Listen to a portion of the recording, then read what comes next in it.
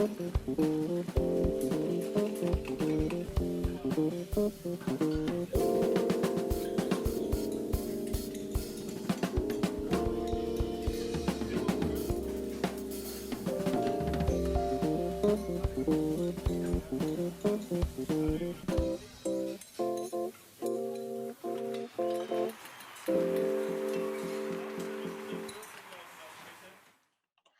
Louie.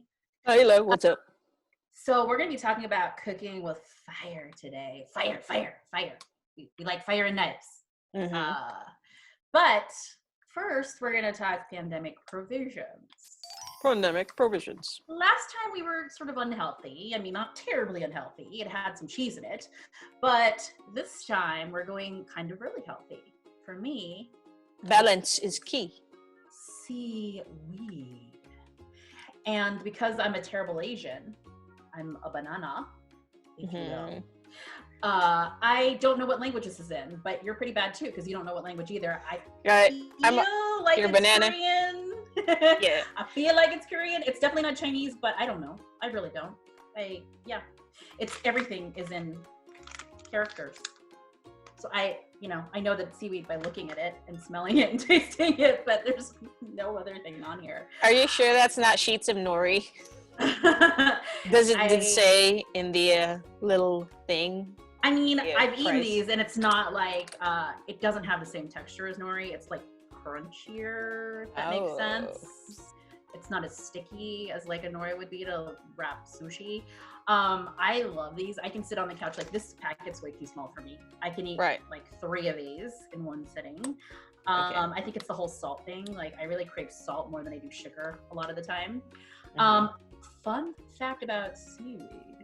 It is actually good for your blood sugar levels. And that was what I had read a long time ago. And I have diabetes, recently diagnosed. And so I've been trying to figure out ways to control my blood sugar levels. And this is one way of doing it. It also keeps you regular, if you know what I mean. What? What's that? Yes. Well, regular. Regular. Yeah, I say it. So, Louie, what you got? I have somewhat healthy stuff. I have peas. And it's super corny as well. I love that. Yes. Yes, peas. Yes, peas. Those are really addictive too. Salty. I love it because, like, you know, as a child, I think every child had this like really love-hate relationship with peas.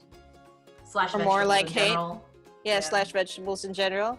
And it's a great way to actually incorporate vegetables into your pandemic diet because, well, you know, those who don't really have a lot of like access to like fresh produce right now.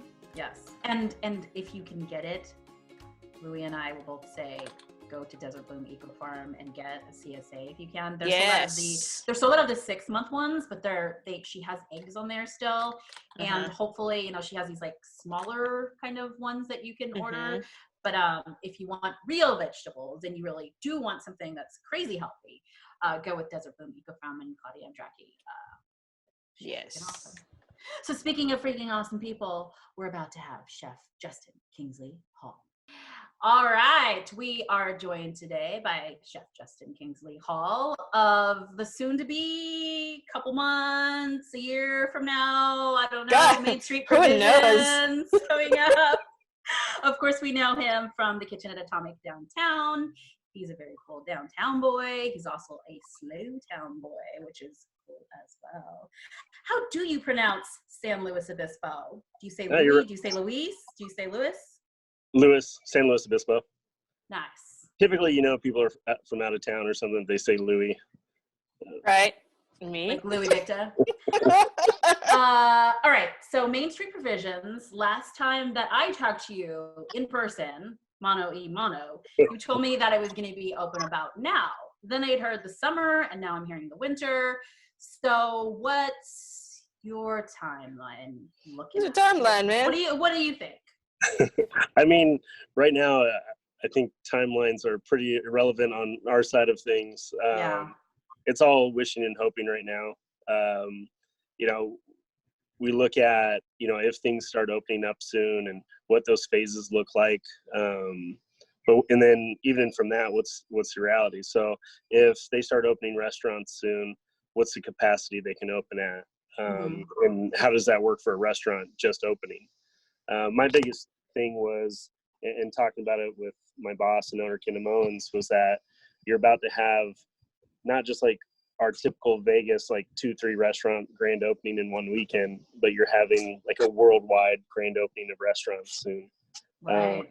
So it doesn't easily fare for a restaurant that has not been around open, opening, building memories for people yet. So to me, you know, I understand, and everybody talking to me, they're like, Justin, you know, people are, you know, love you guys, the community loves you, we're going to support. I was like, yeah, but right now we're trying to support each other, but in reality, we really need to support ourselves for reopening. So to me, it just doesn't make a ton of sense to open, you know, as soon as we can, only because, you know, people are going to go to their old favorites to support them, which is understandable. Those people have inventory and you know, staff and everybody that they're trying to, you know, keep going. So we'll kind of see where the phases go.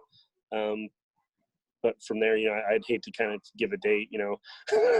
I gave so many dates. Don't do it now.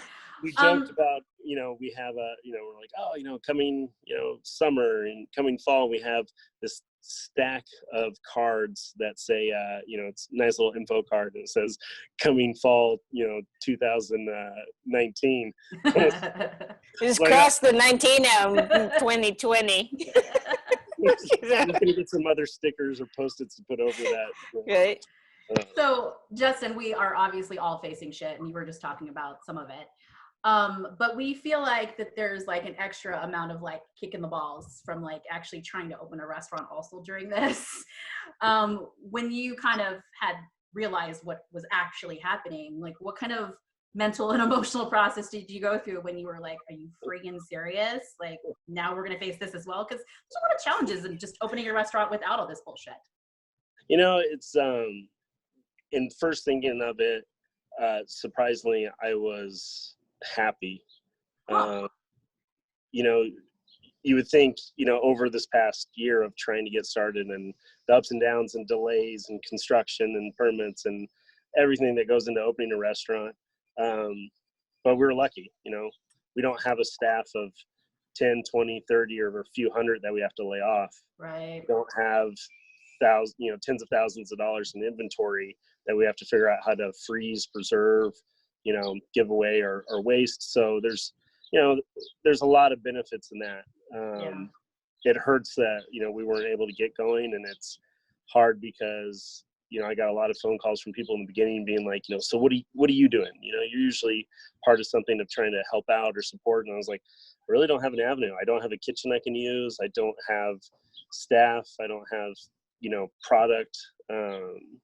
So it was weirdly being lost, and, you know, how do we do anything? Or do we just, is it one of those times where the best thing we can do is stand by? To also being happy that, you know, our staff of a AGM, a sous chef, myself, and an owner are the only people that have to, you know, suffer through this. Yeah. In reading your Instagram page, you describe the restaurant as comfort food for the modern soul. What does that mean to you? I think it's a lot of times when we talk about like comfort food, you know, as we came out of the recession and we saw a lot of people going back to comfort food, it was, you know, it was the great staples of mac and cheese and the better made mashed potatoes and meatloaf. But our country and what we eat has come a long way over the, you know, the decades. And now we have neighborhoods that are pretty prevalent with, you know, African food, Ethiopian, Indian, Japanese. So when you start thinking about comfort food, like for me, like comfort food is pho. Comfort food is, you know, French onion soup. It's, you know, tri-tip that my mom makes. So it's, you know, it's not these old ideas. Right. It's about taking some of those ideas and influencing new spices to them, or, you know, crossing different techniques. So that's kind of the idea, is that allows us to open up. Whenever people ask about the cuisine, I say it's, modern American, because the beauty is that allows me to do really whatever the hell I want. Yeah. Because tell me a part of America where, fucking something isn't being cooked. Yeah, exactly. Right. Sourcing is a big deal for you, which honestly it should be for all chefs, but it isn't. How do you go get the good stuff out there? Is it talking to people, networking? Like, how do you get your hands on it? It's a combination of everything.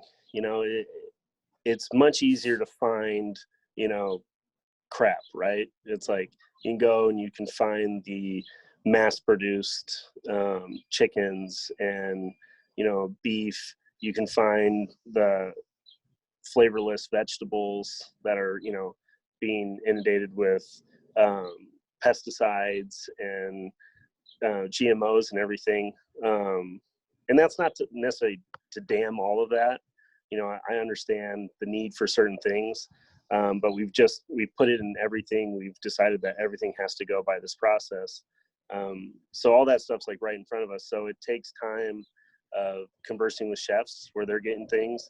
And when you meet those people, those farmers, who are their friends, who are they talking to? So it's like this big network. And slowly but surely you find somebody that's like, oh, well, yeah, I raise cattle, but I know somebody that, farms tomatoes, and I know somebody that does this. So it's, it's this trickle down effect. And it does, it takes more time and effort on your part. It takes more logistics and timing. There's some pigs out of Oregon that I've had recently from Pachamama Farms. And I love it. It's incredible meat, but it's this thing of like, he has a kill schedule. So you need to make sure that your timing on it's right and what you need. Otherwise you kind of miss out and you have to wait a few weeks till the next kill date. Wow. So it's time and logistics and organization like that makes it a harder process. And I understand why a lot of chefs shy away from it. Yeah. But it's effort that we need to take. We want to talk a little bit about R&D for Main Street Provisions, because obviously your R&D process has been very long at this point. Yeah. I am now on menu number 5. So I know that the menu is obviously like metamorphosizing or whatever. Right. But we want some like real like insider kind of details, because you're talking to 2 chefs here. You're not talking to some bullshit reporter somewhere. We want some chef to chef shit.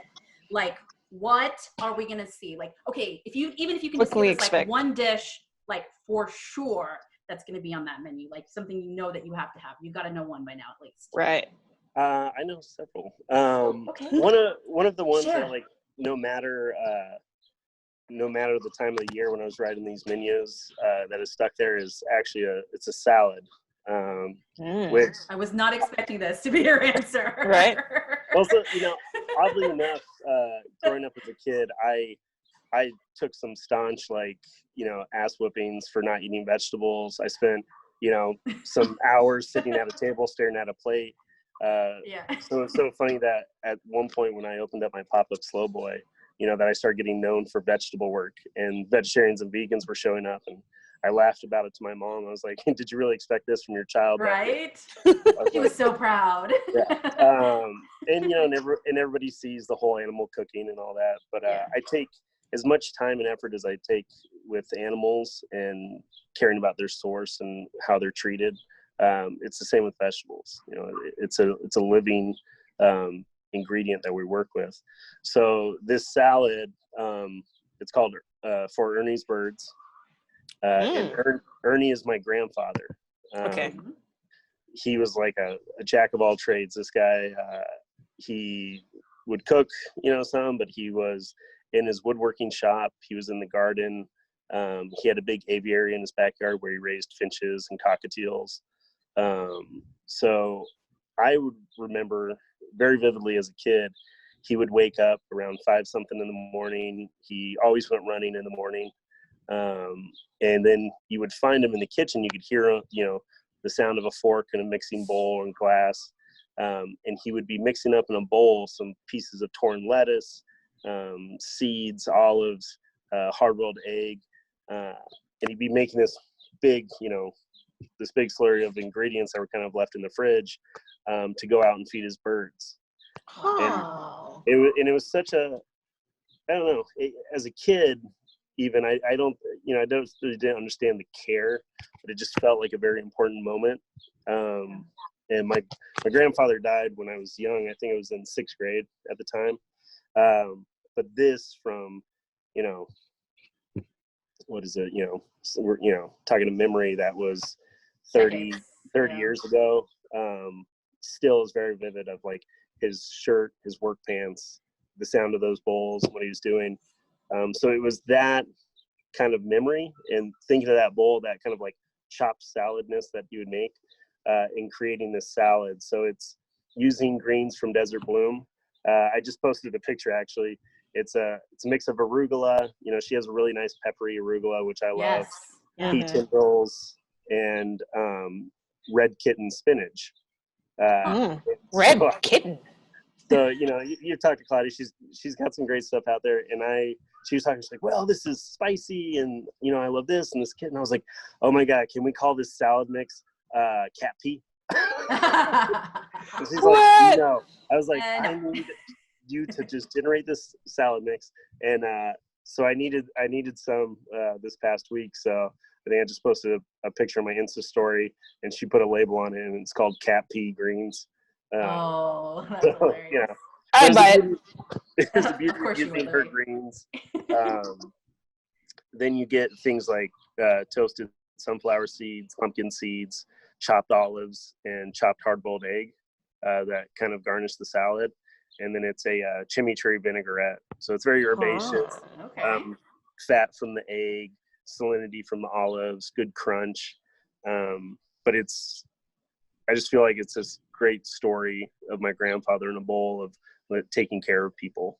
So that's one of the dishes that, it's a salad, but as simple as salads are, they're easy to make terrible ones. So this was important for me to kind of make a really good standard salad for us. I love how surprising that is. I have a little request because the picture is killing me. I want the goat milk biscuits with the caviar country gravy. Because I was just like, it was blowing my mind when I saw that picture, and I was like, it's such a great idea. I wish I would have come up with that idea. I was like jealous of it. I just love the way it looked, with the little black roe in it, and like I can imagine the salty profile and a little bit of umami in it. I really want that. Yeah, that is definitely looking like something that has to go on the menu. So I did that for the Garrett pop-up, cast iron and wine. Kim grew up in the South in Louisiana. I lived in North Carolina and Florida for a while. So I really have a big influence in my food from that region. And, it's things like biscuits and gravy and smoked tasso ham. So we kind of put this together. And yeah, it was like this country gravy, but I was like, I want a little more like pop and salt to it. I was like, caviar sounds awesome. Whoa. High roller. It's this biscuits and gravy that we put on there, and we did it for the dinner, and everybody was just like, oh my God, that's on the menu. And I was like, well, it wasn't, but maybe we should really think about this. If somebody really feels like they want to order a $50 biscuits and gravy. I mean, you just gave them a reason to. Yeah, I love the high-low of it. It's amazing. Right. All right, so go ahead. I said it. I started thinking about, I was like, how do we make this one of those big like shocker things on the menu that's like, how ridiculous can you get with biscuits and gravy? It's got this tasso ham that we made ourselves and beautiful biscuits, and then caviar is like, put a truffle supplement on there. Let's add that on. Or some fucking gold leaf or something. Yeah. Have fun with that. All right, so every time we see photos of you, or at least almost every single time we see a photo of you, you're by fire. So we're just like wondering, do you have some sort of arsonist tendencies, or is it just like a primal thing? Like, we fucking love fire. It was about, I don't know, it was like 6 years ago now or something.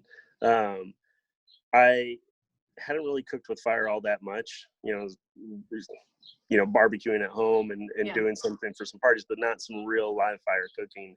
And I was watching Netflix when it first when they first came out with Chef's Table, and they had Francis Melman on there. I knew you were gonna say Francis Melman. Yeah. And I'm honest enough about like that thing. He seduced me. I was like, that's the guy I need to be. This guy on an island drinking wine, cooking on fire. And I think I watched that episode within 3 days. I watched it 8 times at least. And it's a good one. And I was working with, Brian Howard, and Brian wanted to really kind of emphasize on that. So we started doing a lot of things together. And I loved it. It made me slow down because you have to be really attentive to the fire.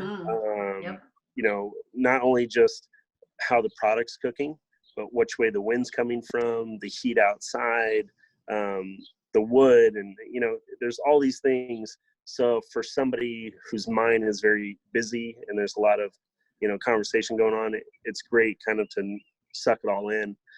Also, I just love being outside, I loved it. At a house my mom lived at one time, she had a great yard, and, the more meals I could sit out in the back patio and eat, I would.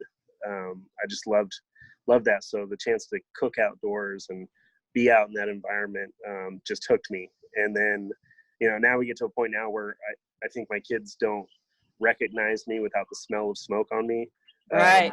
My wife is definitely like, it's one of those things where it's like a long day at work where sometimes you're just so beat up after an event that I don't even have the strength to shower. I just get into bed and she rolls over, and I think there's a second where she's like, oh geez, and then it's like, you smell tasty, Right. Cuddles into my smoky beard, and then the next day we have to wash the sheets because they smell like a campfire. Yeah. Well, I mean, a smoky beard is better than like a freaking fish face, because like Louie works in the seafood room at Barmaid. So whenever she has somebody in her bed, they're not very happy with that. Smoky's better. Yeah, smoky's better. Yeah. Like I walk through my door and I have like a little smoky, one of those smoking guns. Just a nasty odor. Yeah, you do have that for your oysters. Yeah, that's funny. So speaking of, we need some wood fire cooking and some freaking whiskey right now. Oh, yeah, dude. We had heard some rumors about Whiskey in the Wilderness. Is it still going to happen? Is it going to be online?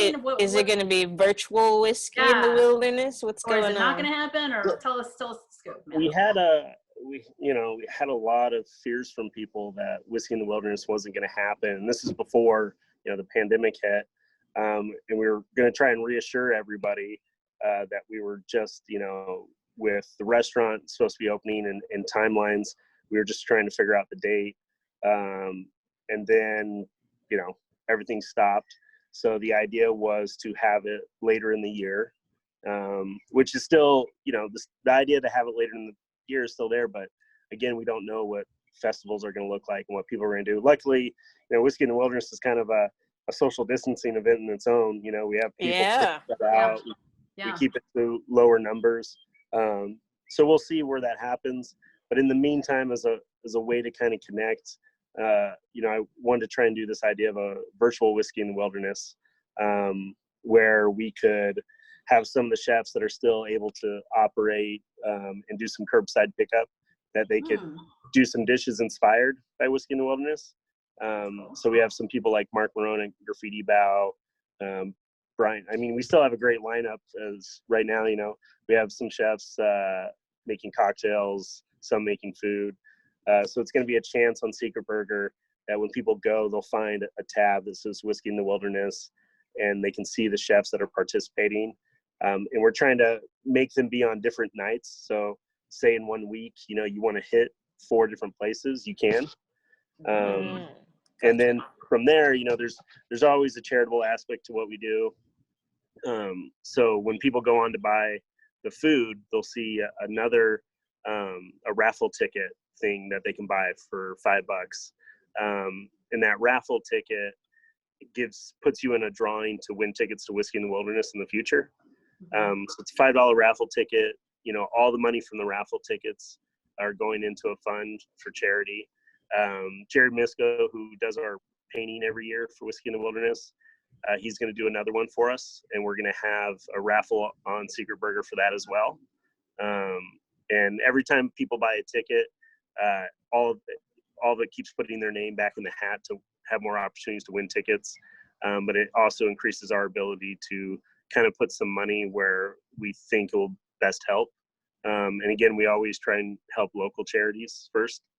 So that's kind of the idea of it. And then we have a great bartender here in town, Sarah Gage.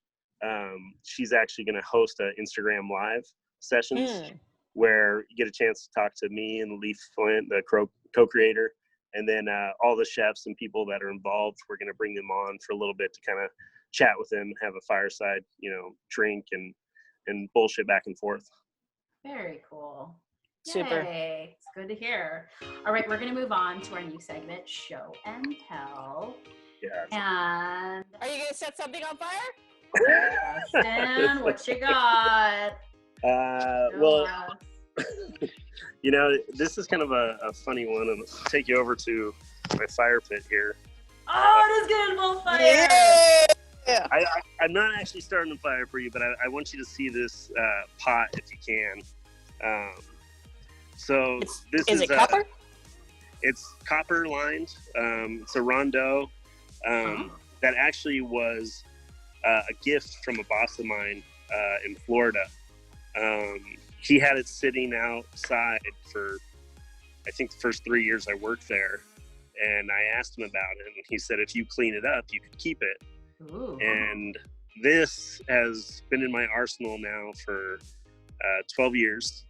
And why, I'm sharing with you is funny. So a few years ago, I filmed on Chopped for the Food Network.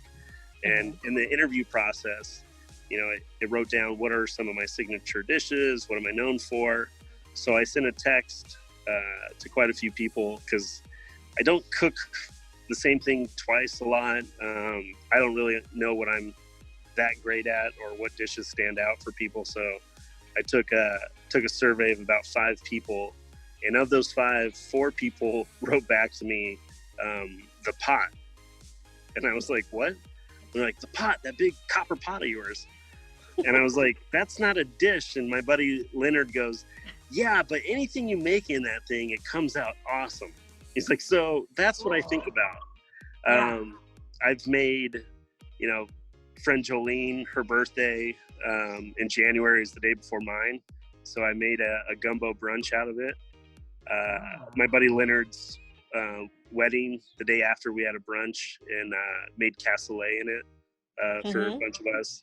So this pot over the years has made its way around to many different fires, to many different houses, beautiful events like weddings, ceremonies, backyard parties. So this is why it's so special to me. And it's one of those pieces that you think about, like, what's something like when my kids start cooking that I can give to them. And this will definitely be in there. So I picture Kingsley or Mason definitely doing some damage with it. That's amazing. Just what an amazing story. Copper pots. I know. Like, I'm sure that everybody has like a favorite piece of cookware, but yours is like, whoa, dude. Yeah, that's well. What's funny is all the times cooking out of it, and I, my boss that gave it to me, I remember one day he was just like, "Yeah, I think I made a mistake." Okay, ready? I'm gonna go ahead and start on the fly with Justin Kingsley Hall. Start the timer now. What's your quarantine comfort food? Oh, Jesus. Raw meat. Yeah. I ate just raw meat. Meat tartars, fish tartars. Yeah, I've had quite a few. All right, cat or dog person? Dog, definitely. Louie. Best binge-worthy show. Best binge-worthy show. He's gonna say Tiger King. Watch. Don't say it. Don't say it. Crap. I don't know. I mean, I stick to The Office. The Office just makes. The Office is good. My husband. All right. Dream place to travel and eat. Ooh, Vietnam. I missed out on the trip this year. Oh yeah. Favorite meat on the grill. Favorite meat on the grill. Fish. first thing you'll do when the shutdown is over? I'm gonna hug some people. Aww, with the mask. Yeah. We're gonna go ahead and finish, even though we heard the timer. So, childhood food craving. Childhood food craving. Pilaf. It's random. Rice pilaf. Your favorite Corona-apocalypse beverage? Oh, iced tea. What kind? I'm surprised you didn't say whiskey. No, it's weird because I'm actually probably healthier right now because I don't drink a lot at home, other than wine. And I've definitely, when I drink the wine, I drink a bottle to myself. But if you ever talk to my wife, she understands how hardcore I am about my unsweet iced tea. But I think yesterday I went through 2 gallons of iced tea that I made. Do you put it out in the sun awesome. or anything, or Yes. how does that? Okay. Yeah, I got the jar So- out in the sun, just like Grandma. Like how big of a jar are we talking about? Like a 5-gallon cardboard? Or what That do you was got? probably like 3 gallons, like one of those 3-gallon like taps and everything. No. Right. I'm And set then, to go. and then it's just like a cold start, so you kind of like let the sun brew it. Yeah, type it's deal. that, Grandma used to always do the sun tea. They put the bags in, put it out there, and let it just warm. I don't know if there's Respect. anything of like, good juju coming from the sunbeams or whatever, but it just makes it better. Right. Yeah, right. No, respect. Okay, cool. Practicing any self-care right now? Self-care, a handful of things, in the yard with my kids. I try to do some lunges, some step-ups there to just kind of, and we're out walking quite a bit. And I'm trying to stretch and do a few things. I've got, a handful of different health issues from over the years, so I'm trying to do my best about keeping those in control. I know. What restaurant are you most excited to go back to? Oh man, that's like, which friends do I piss off? Right. But Say what's in your heart. honestly, it's going to be D1. District 1 is just, Yeah. it's a place for us to kind of like come together. Like, food's great. It's awesome seeing Mom and all them, but it's like, Super. you going in there, you're going to see a family of people. Yeah. And that's just always been such a good place. And you're gonna have some Fernet Branca, whether you like it or not.